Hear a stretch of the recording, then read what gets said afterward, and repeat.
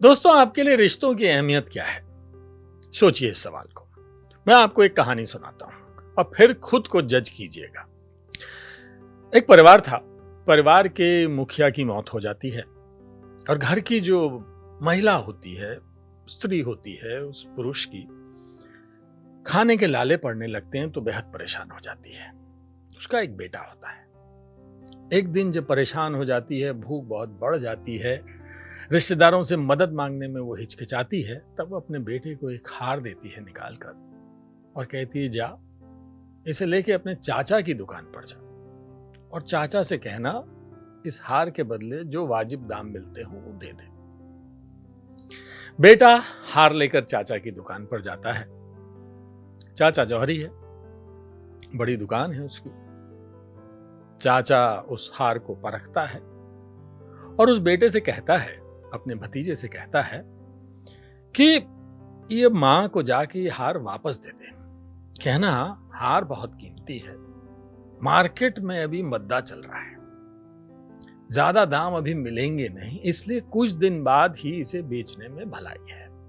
लड़का निराश हो जाता है। चाचा उसके चेहरे पर निराशा की भावनाएं पढ़ लेता है। चाचा कहता है, तब तक एक काम कर, जब तक ये हार नहीं बिकता ना, तब तक तुम मेरे पास आओ, यहीं दुकान पर नौकरी करो, इससे तुम्हें कुछ पैसे मिल जाएंगे, घर का खर्चा चल जाएगा। लड़के को बात समझ में आ जाती है। लड़का वापस आके हार अपनी मां को दे देता है, चाचा की बात बता देता है और रोज फिर चाचा की दुकान पर आकर नौकरी करने लगता है। दुकान पर नौकरी करते करते उसे हीरे जवाहरात का अच्छा ज्ञान हो जाता है। वो भी एक बड़ा पारखी जौहरी बन जाता है। इस वाकये को कई महीने निकल जाते हैं। लड़का अब समझदार हो गया है। चाचा एक दिन उससे कहता है, जा बेटा, अब मां से वो हार ले आ, मार्केट अच्छा है, अब उसके अच्छे दाम मिलेंगे, ले आना।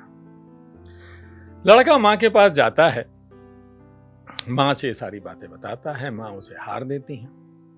लड़का उस हार को देखता है और उसको सारी बात समझ आ जाती है।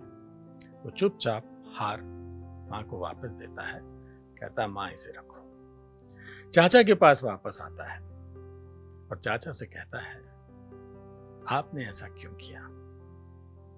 चाचा कहता है, अब तुम खुद जौहरी हो, इसका मतलब है तुम्हें समझ में आ गया कि वो हार नकली है। लेकिन सोचो, अगर मैं उस दिन तुमसे ये कहता कि तुम्हारी मां का दिया हुआ हार नकली है, तो तुम क्या सोचते? तुमको यही लगता ना कि तुम्हारा चाचा बेईमानी कर रहा है, तुम्हारा चाचा उस हार के पैसे नहीं देना चाहता। लेकिन अब जबकि तुम सब कुछ सीख चुके हो, जान चुके हो, तुमको मुझसे मोहब्बत हो रही है। यही बेटा रिश्तों की सीख होती है। यही वो चीज है। अगर मैं तुम्हें उस वक्त पैसे दे देता या तुमसे कहता ये रख लो, बाद में आना, तुम उसकी अहमियत नहीं समझते। आज तुम अपने पैरों पर खड़े हो चुके हो, तुमको मेरी भी जरूरत नहीं। सच तुम्हारे सामने। तो दोस्तों, इस कहानी से हमें क्या सीख मिलती है? इस कहानी से हमें कई सीख मिलती है।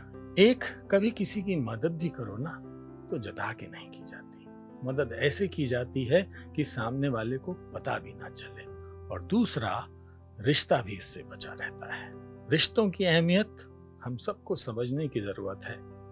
मां की मुश्किल थी कि सीधे मदद नहीं मांग सकती थी, चाचा की मुश्किल थी कि सीधे मदद नहीं कर सकता था। गलतफहमी होने की बहुत ज्यादा गुंजाइश थी। तो चलिए ना, आइए रिश्तों को बचाते हैं।